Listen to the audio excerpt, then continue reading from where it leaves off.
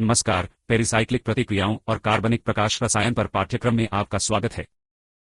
हम पाठ्यक्रम के दूसरे सप्ताह में हैं, जो पाठ्यक्रम के मॉड्यूल 6 से शुरू होता है। मॉड्यूल 6 में मैंने सोचा कि हम कुछ समस्याओं को हल करने की कोशिश में एक ट्यूटोरियल सत्र करेंगे। जहां तक पेरिसाइक्लिक प्रतिक्रियाओं का संबंध है, समस्याओं को हल करने से आप अवधारणाओं, वुडवर्ड हॉफमैन नियमों आदि से अधिक परिचित हो जाते हैं। ಆದ್ದರಿಂದ ಡೈಪೈರಿಮಿಥೇನ್ ಮರುಹೊಂದಿಸಲಾದ ಉತ್ಪನ್ನವು ರೂಪುಗೊಳ್ಳುತ್ತದೆಯೇ ಅಥವಾ ಉತ್ಪನ್ನದ ಮಿಶ್ರಣವು ರೂಪುಗೊಳ್ಳುತ್ತದೆ? मैं यहां बाद की स्लाइड्स में कुछ उदाहरणों के साथ इसे स्पष्ट करूंगा। இந்த சோதனைகள் ஒரு கருத்தர समस्या यह है कि नीचे दिखाए गए विद्युत चक्रण के तरीके की पहचान करें और उस स्थिति का अनुमान लगाएं कि क्या यह एक तापीय स्थिति है या प्रकाश रासायनिक स्थिति है जिसके तहत प्रतिक्रिया की जा सकती है।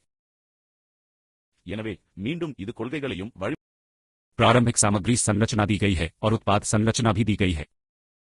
आपको बस यह पता लगाना है कि इस विशेष आइसोमर का उत्पादन करने के लिए इस आइसोमर के लिए किस तरह का साइक्लाइजेशन हुआ होगा, अर्थात डाइईन का जेडई आइसोमर डाइस्टर साइक्लोब्यूटीन उत्पाद के ट्रांस आइसोमर का उत्पादन करता है जो दाहिने हाथ की ओर दिखाया गया है।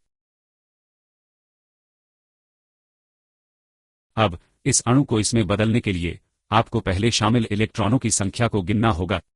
यह एक 4 इलेक्ट्रॉन प्रणाली है और एक 4 इलेक्ट्रॉन प्रणाली के लिए आपके पास या तो एक कॉनरोटेटरी प्रक्रिया या एक डिसरोटेटरी प्रक्रिया हो सकती है। वास्तव में इस ट्रांस आइसोमर को प्राप्त करने के लिए आपको केवल एक विघटनकारी प्रक्रिया करनी होगी, तभी आपको एक एस्टर समूह ऊपर और दूसरा एस्टर समूह नीचे मिलेगा। और यह यहां दिए गए उत्तर में स्पष्ट किया गया है।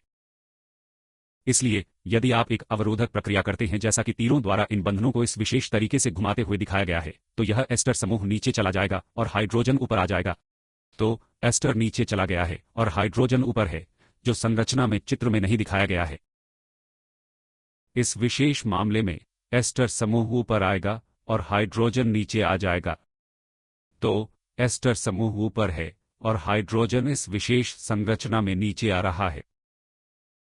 तो अनिवार्य रूप से एक 4 इलेक्ट्रॉन प्रणाली की डिसरोटेटरी प्रक्रिया वही हुई है जो प्रारंभिक सामग्री के इस विशेष स्टीरियो आइसोमर से शुरू होने वाले उत्पाद के इस विशेष स्टीरियो आइसोमर को उत्पन्न करेगी। इसलिए निष्कर्ष यह है कि उपरोक्त प्रक्रिया एक डिसरोटेटरी प्रक्रिया है, क्योंकि केवल डिसरोटेटरी प्रक्रिया ही उत्पाद के स्टीरियो केमिस्ट्री के लिए जिम्मेदार होगी। यह एक 4 पाई इलेक्ट्रॉन प्रणाली है, तो इसलिए डिसरोटेटरी प्रक्रिया केवल एक प्रकाश रासायनिक स्थिति के तहत होगी। क्योंकि केवल प्रकाश रासायनिक स्थिति के तहत यह एक वुडवर्ड हॉफमैन अनुमत प्रक्रिया है। तो यह उत्तर है। सटीक उत्तर यहां शब्दों में दिया गया है और प्रतिक्रिया तंत्र को यहां योजना में दर्शाया गया है, जो इस विशेष समस्या के लिए पूर्ण उत्तर का गठन करता है। यही समस्या शर्त देकर और आपको उत्पाद की संरचना लिखने के लिए कहकर भी पूछी जा सकती थी। यह एक संभावना है या संरचना और उत्पाद दोनों दिए जाएंगे, जैसा कि उदाहरण के लिए यहां दिया गया है।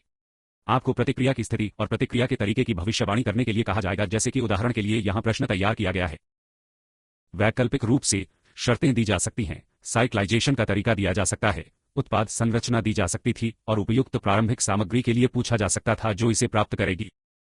നിങ്ങൾ രണ്ടെണ്ണം പ്രദർശിപ്പിക്കുകയാണെങ്കിൽ നിങ്ങൾ अनिवार्य रूप से यदि आप अवधारणा को समझते हैं और साथ ही वुडवर्ड हॉफमैन नियम को समझते हैं, तो आप इस बात की चिंता किए बिना इसका उत्तर देने की स्थिति में होंगे कि विशेष प्रश्न का प्रारूप क्या है।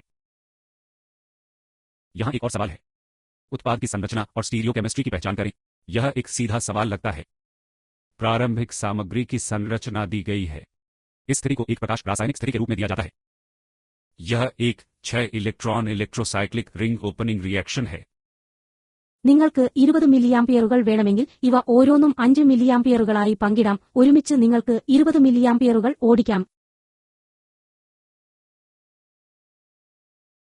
6 इलेक्ट्रॉन प्रणाली। यह 6 इलेक्ट्रॉन प्रणाली क्यों है? 2 सिग्मा इलेक्ट्रॉन शामिल हैं और 4 पाई इलेक्ट्रॉन भी विद्युत चक्रण में शामिल हैं। यही कारण है कि यह एक 6 इलेक्ट्रॉन प्रणाली है। और वुडवर्ड हॉफमैन नियम के अनुसार प्रकाश रासायनिक स्थिति के तहत यह केवल एक कॉन रोटेटरी प्रक्रिया से गुजरेगा, जो एक अनुमत प्रक्रिया है। तो इसका उत्तर यह है कि मकई की घूर्णन प्रक्रिया अनिवार्य रूप से उत्पाद के स्टीरियोकेमिकल पहलू का ध्यान रखेगी, जो इस अर्थ में उत्पन्न हो रहा है कि हाइड्रोजन बाहर निकलेगा और मिथाइल इस विशेष कार्बन से अंदर जाएगा और इस विशेष कार्बन में मिथाइल बाहर जाएगा और हाइड्रोजन अंदर आएगा। तो इस विशेष उत्पाद का स्टीरियोकेमिस्ट्री जो बनता है हेक्साट्राईन जो बनता है वह इस विशेष दोहरे बंधन का जेड आइसोमर है। यह पहले से ही एक जेड आइसोमर है और यह एक ही आइसोमर है। तो हेक्साट्राईन का जेड जेड ई आइसोमर वह है जो इस विशेष प्रतिक्रिया में एकमात्र उत्पाद के रूप में बनाया जा रहा है।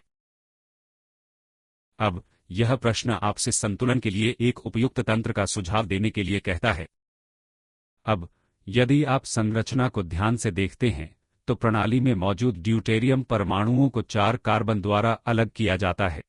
അതിനാൽ നിങ്ങൾ ഉപയോഗിക്കുന്ന ഒരു പ്രത്യേക എൽഇഡിയുടെ റഫറൻസായി നമ്മൾ അത് ഉപയോഗിക്കാൻ പോകുന്നു. തന്നിരിക്കുന്ന വൈദ്യുതധാര यदि आप कर्सर मूवमेंट का पालन करते हैं तो आप देखेंगे कि यह 4 कार्बन से अलग है।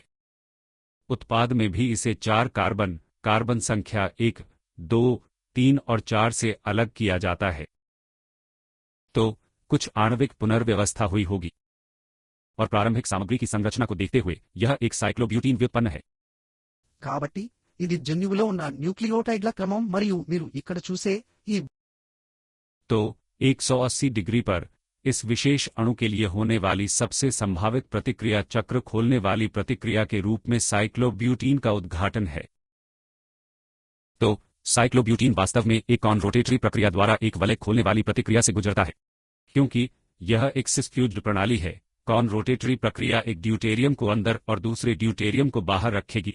तो अनिवार्य रूप से आपको इस विशेष मामले में एक ट्रांस डबल बॉन्ड के साथ एक 8 सदस्यीय रिंग मिलेगी। अब इसे पाई प्रणाली के पुनर्गठन से गुजरना पड़ता है, जैसे कि यह पाई बंधन जो कि लाल पाई बंधन है। दूसरे शब्दों में साइक्लोब्यूटीन कार्बन को अब लाल रंग में दिखाया गया है। उदाहरण के लिए ड्यूटेरियम को भी लाल रंग में दिखाया गया है, जो दर्शाता है कि इसे आप कॉन रोटेटरी प्रक्रिया को दूसरे तरीके से भी कर सकते हैं और इस ड्यूटेरियम को अंदर धकेल सकते हैं और यह हाइड्रोजन भी बाहर है जो एक संभावना है, लेकिन यह उस उत्पाद की ओर नहीं ले जाएगा जो यहां दिया गया है। जो इस विशेष उत्पाद को प्राप्त करने के लिए इसे आगे साइक्लाइज करना संभव नहीं होगा। तो रिंग खोलने की प्रक्रिया में से एक रिंग ओपनिंग है, जैसा कि इस विशेष चित्र में दिखाया गया है कि ड्यूटेरियम को अंदर और दूसरा ड्यूटेरियम को बाहर दिया गया है। కాబట్టి ఇది నిజమైన రూపాంతరం అని మీరు చెప్పవచ్చు. ఇక్కడ సూచన యుగ్మ వికల్పం మరియు ప్రత్యామ్నాయం జి యుగ్మ ट्रांस डबल बॉन्ड के रूप में रहता है, सिवाय इसके कि एकल बॉन्ड को ड्यूटेरियम और हाइड्रोजन को बाहर लाने के लिए घुमाया जाता है ताकि आप इस विशेष अणु से एक सिसाइडाइन बना सकें। अब सिसोइडाइन 2 हाइड्रोजन, यह हाइड्रोजन और यह हाइड्रोजन, एक अंदर है दूसरा बाहर है, देने के लिए इलेक्ट्रोसाइक्लिक रिंग समापन प्रक्रिया से गुजरेगा। यह बिल्कुल विपरीत प्रक्रिया है कि यहाँ क्या हो रहा है। यह अणु से संलयन विन्यास देने के लिए इलेक्ट्रोसाइक्लिक रिंग समापन प्रक्रिया से गुजरता है। 2 हाइड्रोजन के कॉन रोटेटरी मोड होने के कारण यह इस तरह से घूर्णन से गुजरेगा कि 2 हाइड्रोजन या तो ऊपर आ जाएंगे या नीचे आ जाएंगे। दूसरे शब्दों में वे एक दूसरे के सापेक्ष सिस होंगे ताकि उत्पाद बन जाए। तो तंत्र इलेक्ट्रोसाइक्लिक रिंग ओपनिंग रिएक्शन है, जिसके बाद इस उत्पाद को देने के लिए एक इलेक्ट्रोसाइक्लिक रिंग क्लोजिंग रिएक्शन के बाद थोड़ा परिवर्तन होता है। तो इस बिंदु को समझकर विस्तार से काम करना होगा कि यह एक विदेशी इलेक्ट्रॉन प्रणाली है, एक तनावग्रस्त प्रणाली जो इलेक्ट्रोसाइक्लिक रिंग ओपनिंग रिएक्शन से गुजरेगी। కాబట్టి ఉదాహరణకు ఇది వేరియంట్ కాల్స్ యొక్క ప్రధాన భాగం. इसलिए वे एक दूसरे के संबंध में संतुलन में हो सकते हैं। तो यह अनिवार्य रूप से एक रिंग ओपनिंग रिएक्शन के माध्यम से आगे बढ़ता है, जिसके बाद एक रिंग क्लोजिंग मैकेनिज्म होता है जो इस पारदर्शिता में यहां दिखाया गया है। फिर से एक और प्रतिक्रिया, एक उपयुक्त तंत्र का सुझाव देने और निम्नलिखित प्रतिक्रिया में बने उत्पाद के स्टीरियोकेमिस्ट्री की पहचान करने के लिए यहां जो देखा जाता है आपके पास है। इस विशेष मामले में आपके पास एक विनाइल लटकन समूह है जो एक चक्रीय प्रणाली का हिस्सा है। यह समस्या बहुत अलग नहीं है। एक विनाइल लटकन समूह है जो एक चक्रीय प्रणाली का हिस्सा नहीं है। यह एक चक्रीय विनाइल लटकन समूह है जो यहां दिया गया है। इसलिए यह पहले की समस्या की तुलना में बहुत आसान समस्या है। गर्म करने पर साइक्लोब्यूटीन रिंग ओपनिंग रिएक्शन से गुजरेगा। रिंग ओपनिंग रिएक्शन उत्पाद यहां कॉन रोटेटरी प्रक्रिया द्वारा दिया जाता है। मिथाइल समूह में से एक बाहर आ जाएगा, दूसरा मिथाइल समूह कॉन रोटेटरी प्रक्रिया के दौरान अंदर जाएगा, क्योंकि यह एक सिस व्युत्पन्न है जिसके बारे में हम बात कर रहे हैं। अब यदि आप इस कार्बन कार्बन बंधन को घुमाते हैं तो आप सभी 6 पाई इलेक्ट्रॉनों को सिसॉइड तरीके से ला सकते हैं, जो अब आसानी से 6 पाई इलेक्ट्रॉन साइक्लाइजेशन से गुजरेंगे। 6 पाई इलेक्ट्रॉन साइक्लाइजेशन तापीय स्थिति में एक डिसरोटेटरी प्रक्रिया है। तो डिसरोटेटरी प्रक्रिया अनिवार्य रूप से दोनों मिथाइल समूहों को या तो ऊपर या एक साथ नीचे लाएगी इससे कोई फर्क नहीं पड़ता कि यह कैसे लिखा गया है। दो मिथाइल समूह का सापेक्ष स्टीरियोकेमिस्ट्री एक दूसरे के संबंध में सिस है। तो उत्पाद दिया जाता है, केवल स्टीरियोकेमिस्ट्री की पहचान की जानी चाहिए और तंत्र अनिवार्य रूप से एक रिंग ओपनिंग है, जिसके बाद इस विशेष मामले में एक अलग तरह की रिंग बंद होती है। पहले के उदाहरण में यह 4 इलेक्ट्रॉन रिंग का उद्घाटन और संरचनात्मक परिवर्तन है, फिर से 4 इलेक्ट्रॉन रिंग का समापन हो रहा है। इस उदाहरण में एक 4 इलेक्ट्रॉन रिंग ओपनिंग रिएक्शन और फिर 6 इलेक्ट्रॉन, 5 और 6 इलेक्ट्रॉन विनाइल समूह से आते हैं। यह एक 6 इलेक्ट्रॉन प्रणाली बन जाती है जो उत्पाद के रूप में साइक्लोहेक्साडीन देने के लिए वलय समापन प्रतिक्रिया से गुजरती है। तो यह उत्पाद संरचना के रूप में सिस डाइमिथाइल स्टीरियोकेमिस्ट्री वाला उत्पाद है। पुनः मैं निम्नलिखित अभिक्रिया के लिए एक उपयुक्त तंत्र का सुझाव देता हूं। प्रतिक्रिया दी जाती है। यह एक बेंज साइक्लोब्यूटीन व्युत्पन्न है। डाइमिथाइल एसिटिलीन डाइकार्बोक्सिलेट की उपस्थिति में बेंज साइक्लोब्यूटीन व्युत्पन्न को गर्म करने पर कुछ हुआ है। 2 ई समूह एस्टर समूह हैं। तो यह अनिवार्य रूप से उत्पाद के रूप में डाइमिथाइल एसिटिलीन डाइकार्बोक्सिलेट है। जो हुआ है वह यह है कि संरचना में 2 कार्बन जोड़े गए हैं। दोनों कार्बन अनिवार्य रूप से डाइमिथाइल एसिटिलीन डाइकार्बोक्सिलिक एसिड से आ रहे हैं। एसिटिलीनिक कार्बन यहां आ रहे हैं। हम इस विशेष प्रणाली में मौजूद इस इकाई की पहचान कर सकते हैं। तो किसी तरह इस स्थिति के तहत उत्पाद के बनने के लिए साइक्लोरेशन प्रतिक्रिया हुई है। सबसे अधिक संभावना तंत्र यह है कि साइक्लोब्यूटीन, जो इस विशेष मामले में बेंजक्लोब्यूटीन है, एक डाइन देने के लिए thermal electrocyclic ring opening reaction से गुजरेगा। तो डाइन संरचना को यहां एक कॉन रोटेटरी प्रक्रिया द्वारा दिखाया गया है। एक बार फिर 2 मिथाइल समूह एक दूसरे के संबंध में सिस हैं। तो मिथाइल में से एक अंदर आ जाएगा, दूसरा methyl conrotatory electrocyclic ring opening reaction पर पाई सिस्टम से बाहर चला जाएगा। अब यह एक डाइन है जो आसानी से डील्स एल्डर प्रतिक्रिया से गुजर सकता है, क्योंकि डील्स एल्डर प्रतिक्रिया करने की प्रक्रिया में इस रिंग को अपनी एरोमेटिसिटी वापस मिल जाती है। तो डील्स एल्डर प्रतिक्रिया ट्रैपिंग एजेंट अर्थात डाइमिथाइल एसिटिलीन डाइकार्बोक्सिलिक एसिड द्वारा होती है। और ये दोनों मिथाइल समूह एक दूसरे के संबंध में ट्रांस हैं। यह एक 4 पाई 2 पाई इलेक्ट्रॉन डील्स एल्डर प्रतिक्रिया है जो साइक्लोरेशन प्रतिक्रिया हो रही है। कार्बन संख्या 1 और कार्बन संख्या 4 पर स्टीरियोकेमिस्ट्री को इस तथ्य के आधार पर आसानी से समझाया जा सकता है कि यह एक सुप्राफिशियल प्रतिक्रिया है जो अतिव्यापी प्रतिक्रिया है। तो मिथाइल समूह जो अंदर है और पाई ढांचे के बाहर यह मिथाइल समूह एक दूसरे के ट्रांस स्टीरियोकेमिस्ट्री के संबंध में समाप्त होगा। तो एक 4 स्टीरियोकेमिस्ट्री अनिवार्य रूप से डाइन के स्टीरियोकेमिस्ट्री से उत्पन्न होती है, जो कि यह विशेष डाइन है जिसके बारे में हम बात कर रहे हैं। मुझे उम्मीद है कि यह स्पष्ट है। यह इलेक्ट्रोसाइक्लिक रिंग ओपनिंग की एक काफी सरल प्रतिक्रिया है, जिसके बाद एक डील्स एल्डर प्रतिक्रिया होती है जो इस विशेष उत्पाद के गठन की व्याख्या करेगी। एक बार फिर एक उपयुक्त तंत्र का सुझाव दें और उत्पाद के स्टीरियोकेमिस्ट्री की पहचान करें। यह थोड़ा बड़ा रिंग सिस्टम प्रतीत होता है। इससे कोई फर्क नहीं पड़ता कि यह कितना बड़ा है। जब तक आप प्रतिक्रिया में शामिल इलेक्ट्रॉनों की संख्या का ध्यान रख सकते हैं, तब तक यह पर्याप्त होना चाहिए। अब यह फिर से एक साइक्लोब्यूटीन व्युत्पन्न है, इसलिए गर्म करने पर सबसे अधिक संभावना है कि यह अपने तनाव को छोड़ देगा और एक बड़ा रिंग सिस्टम बन जाएगा। आइए देखें कि जब आप इसे गर्म करते हैं तो क्या होता है। एक कॉन रोटेटरी प्रक्रिया होने जा रही है। हाइड्रोजन में से एक अंदर आ जाएगा, दूसरा हाइड्रोजन बाहर चला जाएगा। तो आपके पास उत्पाद की यह विशेष स्टीरियोकेमिस्ट्री है। अब यदि आप प्रारंभिक सामग्री और उत्पाद की संरचना को देखते हैं तो कार्बन की संख्या अनिवार्य रूप से समान है, सिवाय इसके कि यह एक संलयन है जो अलग है। यह एक 8 सदस्यीय रिंग है जो 4 सदस्यीय रिंग से जुड़ी हुई है। 8 जमा 2 10 है, जबकि यह एक 6 सदस्यीय रिंग है जो एक अन्य 6 सदस्यीय रिंग से जुड़ी हुई है। 2 6 सदस्यीय वलय एक साथ जुड़े हुए हैं। तो यह 6 जमा 4 बराबर 10 है। इस विशेष पुनर्व्यवस्था में कार्बन की संख्या अनिवार्य रूप से समान रहती है। Foreign electron conrotatory ring opening reaction इस विशेष ओलेफिन को देगा। यह ओलेफिन, यदि हम एक और पाई बॉन्ड को शामिल करते हैं, जो कि यह पाई बॉन्ड है, तो आप वास्तव में एक हेक्साट्राईन इकाई बना सकते हैं। हेक्साट्राईन इकाई इस विशेष तरीके से एक साथ जुड़े 6 सदस्यीय रिंगों के साथ इस बाईसाइकिलिक प्रणाली को देने के लिए रिंग समापन प्रतिक्रिया से गुजर सकती है। अब आपको केवल 6 इलेक्ट्रॉन प्रणाली की इलेक्ट्रोसाइक्लिक रिंग क्लोजिंग प्रतिक्रिया का पता लगाने की आवश्यकता है, जो एक डिसरोटेटरी प्रक्रिया द्वारा इलेक्ट्रोसाइक्लिक रिंग क्लोजिंग से गुजरेगी। इसलिए यदि यह एक डिसरोटेटरी प्रक्रिया है, तो आपको इसे विपरीत दिशा में ले जाना होगा। आइए हम इसे घड़ी की दिशा में आगे बढ़ाते हैं ताकि यह हाइड्रोजन नीचे चला जाए। यह घड़ी की विपरीत दिशा में होगा, हाइड्रोजन ऊपर आ जाएगा। तो अनिवार्य रूप से यह अणु, जो इस ट्राइन का इजिर प्रकार का एक स्टीरियोकेमिस्ट्री है, आपको इस विशेष मामले में इलेक्ट्रोसाइक्लिक रिंग समापन प्रतिक्रिया की विघटनकारी प्रक्रिया द्वारा एक दूसरे के संबंध में ट्रांस स्टीरियोकेमिस्ट्री संलयन देगा। तो यह फिर से एक काफी सरल प्रतिक्रिया है। यह प्रतिक्रिया प्रारंभिक सामग्री उत्पाद के साथ साथ प्रतिक्रिया की स्थितियों को बहुत स्पष्ट रूप से निर्दिष्ट किया गया है। आपको बस यह पता लगाना है कि स्केलेटल पुनर्व्यवस्था के संदर्भ में किस तरह की आणविक पुनर्व्यवस्था हुई है और सबसे अधिक संभावित तंत्र क्या हो सकता है जो इस तथ्य पर आधारित है कि साइक्लोब्यूटीन हमेशा थर्मल स्थिति के तहत रिंग ओपनिंग प्रतिक्रिया से गुजरता है। तो आप इसे खोलते हैं, एक बड़ी रिंग प्रणाली बनाते हैं और एक और दोहरे बंधन को शामिल करते हैं ताकि 6 सदस्यीय साइक्लाइजेशन साइकिलिक व्युत्पन्न देने के लिए हो सके, जो कि 6-6 संलयन है। अब आपको केवल यह पता लगाना है कि इन दो हाइड्रोजन की डिसरोटेटरी चक्र समापन प्रतिक्रिया के आधार पर स्टीरियोकेमिस्ट्री है। डिसरोटेटरी चक्र समापन तंत्र के दौरान उनका क्या होता है। अब यहां दिलचस्प सवाल है। देवर बेंजीन का बेंजीन में रूपांतरण ऊष्मागतिकी रूप से एक अनुकूल प्रक्रिया है क्योंकि यह एरोमेटिसिटी प्राप्त करता है। देवर बेंजीन एरोमेटिक नहीं होता है जबकि बेंजीन एरोमेटिक प्रकृति का होता है। तो बेंजीन के मामले में प्रति मोल ऊर्जा में लगभग 36 किलो कैलोरी प्रति अनुनाद ऊर्जा के रूप में प्राप्त होती है जो देवर बेंजीन में अनुपस्थित थी।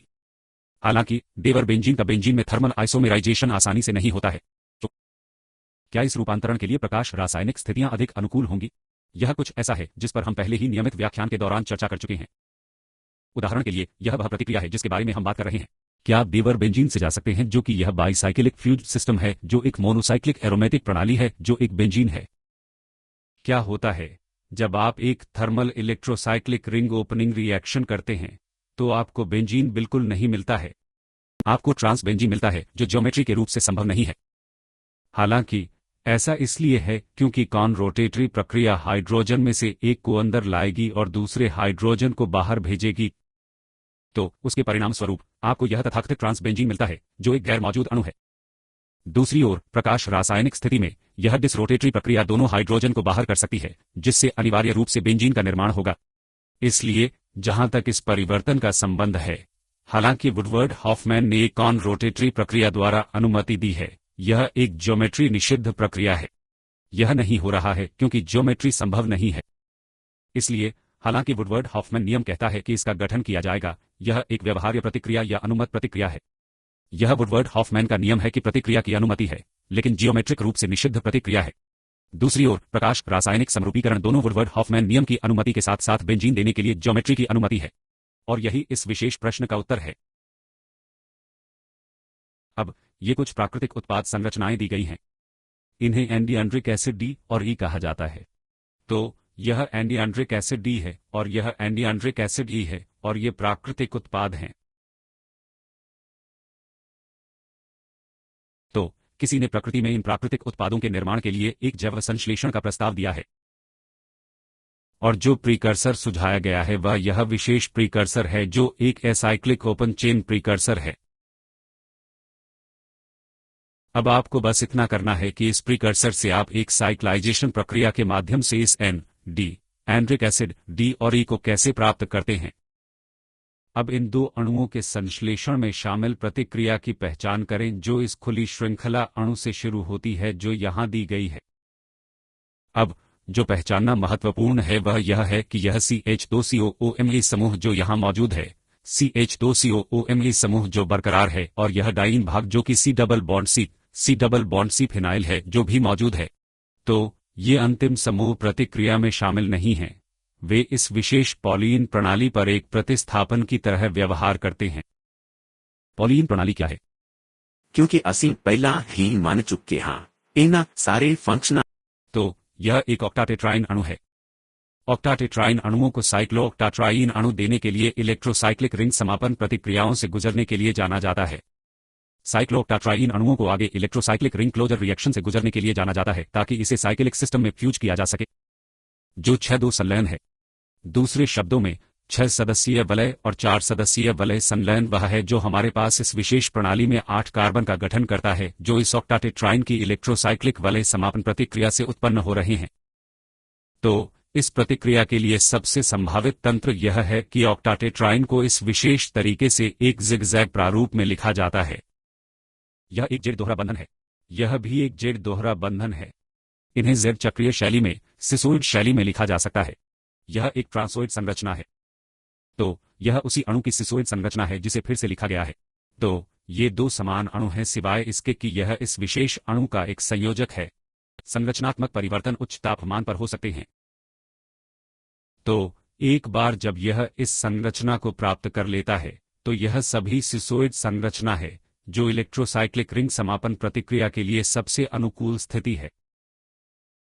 तो अब इस लाल ऑक्टाटेट्राइन अणु के कार्बन संख्या 1 और कार्बन संख्या 8 में इलेक्ट्रोसाइक्लिक रिंग क्लोजर किया जा सकता है जो यहां दिखाया गया है, जो अनिवार्य रूप से आपको देगा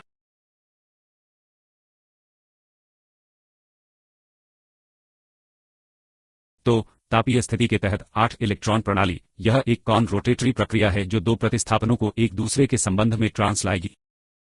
एक बार जब दोनों प्रतिस्थापन ऑक्टाटेट्राइन प्रणाली में एक दूसरे के संबंध में पार हो जाते हैं तो यह एक कॉन रोटेटरी प्रक्रिया द्वारा आगे 6 इलेक्ट्रॉन चक्रण से गुजर सकता है जो इन दोनों हाइड्रोजन सिस को एक दूसरे के संबंध में रखेगा।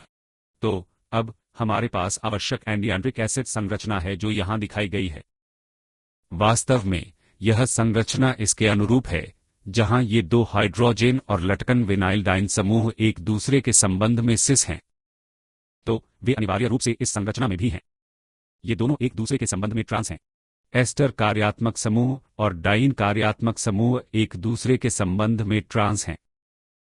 दूसरी ओर यह विशेष अणु एंडियांड्रिक एसिड इलेक्ट्रोसाइक्लाइजेशन के दो तरीके हैं जो हो सकते हैं। दोनों ही डिसरोटेटरी हैं। वे बाहर की ओर बढ़ रहे हो सकते हैं या वे दोनों अंदर की ओर बढ़ रहे हो सकते हैं। ये डिसरोटेटरी चक्र बंद करने के दो संभावित तरीके हैं।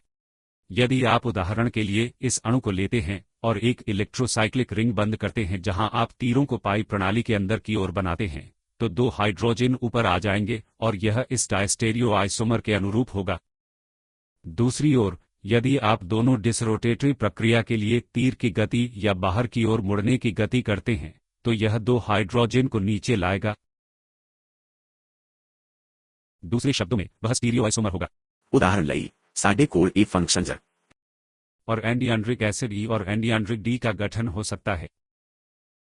विद्युत चक्रण के दो संभावित तरीकों द्वारा समझाया गया। दोनों ही डिसरोटेटरी प्रक्रिया है।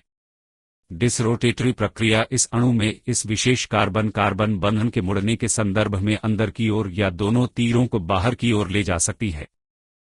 तो स्पष्टीकरण यह है कि चक्रीय प्रणाली को पहले एक सिसोइड ज्योमेट्री को अपनाना होगा ताकि साइक्लाइजेशन संभव हो। एक बार सिसोइड ज्योमेट्री बनने के बाद साइक्लाइजेशन होता है। पहले 8 इलेक्ट्रॉन प्रणाली में एक कॉन रोटेटरी प्रक्रिया के बाद 6 इलेक्ट्रॉन डिसरोटेटरी प्रक्रिया से द्विचक्रीय प्रणाली मिलती है और वे संरचनाएं हैं जो वास्तव में एंडियांड्रिक एसिड ई और डी अणु से संबंधित हैं। ਇਸੇ ਤਰ੍ਹਾਂ ਇੱਥੇ ਡੈਲ ਜ ਓਵਰ ਡੈਲ ये दो अणु हैं।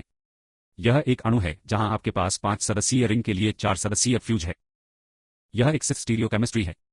इस मामले में, इस विशेष मामले में एक सिस फ्यूजन के साथ एक 4 सदस्यीय रिंग को 7 सदस्यीय रिंग में फ्यूज किया जाता है। सवाल यह है कि यह अनुमान लगाएं कि तापीय परिस्थितियों में कौन सी तीव्र प्रतिक्रिया से गुजरेगी।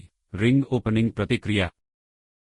संकेत दिया गया है कि यह इलेक्ट्रोसाइक्लिक रिंग ओपनिंग रिएक्शन है और संकेत यह भी दिया गया है कि यह थर्मल स्थिति में होता है। ਇਸ ਲਈ ਅਸੀਂ ਇਸ ਨੂੰ ਇਸ ਤਰ੍ਹਾਂ ਲਿਖ ਸਕਦੇ ਹਾਂ 2 ਕੋਸਟ ਸੈਂਟਰ ਦਾ ਅੱਧਾ ਹਿੱਸਾ ਜੋ ਕਿ ਸੈਂਟ 2 ਹੈ ਤੇ ਫਿਰ ਜਦੋਂ ਅਸੀਂ ਇੱਥੇ ਭਿੰਨਤਾ ਲੈਂਦੇ ਹਾਂ। इसलिए इसके बारे में सोचें और देखें कि इसका उत्तर व्याख्यान टिप्पणियों में से एक में ही पाया जा सकता है जहां इस समस्या पर पहले ही चर्चा की जा चुकी है। उम्मीद है कि यह समस्या समाधान सत्र आपके लिए कुछ बुनियादी अवधारणाओं को समझने के लिए बहुत उपयोगी होगा और इस तथ्य की पुष्टि भी करेगा कि वुडवर्ड हॉफमैन नियमों का इस मामले में चर्चा की गई अधिकांश विद्युत चक्रीय प्रतिक्रियाओं में सख्ती से पालन किया जा सकता है, जो वास्तव में आपको बता रहा है कि क्या यह एक अनुमत प्रतिक्रिया है या एक निषिद्ध प्रतिक्रिया है। यह न केवल आपको इस बात की भविष्यवाणी कर रहा है कि प्रतिक्रिया की अनुमति है या नहीं, यह रिंग जंक्शनों के स्टीरियोकेमिस्ट्री की भी ठीक से भविष्यवाणी करता है। तो इस तरह का समस्या समाधान सत्र मूल अवधारणा को समझ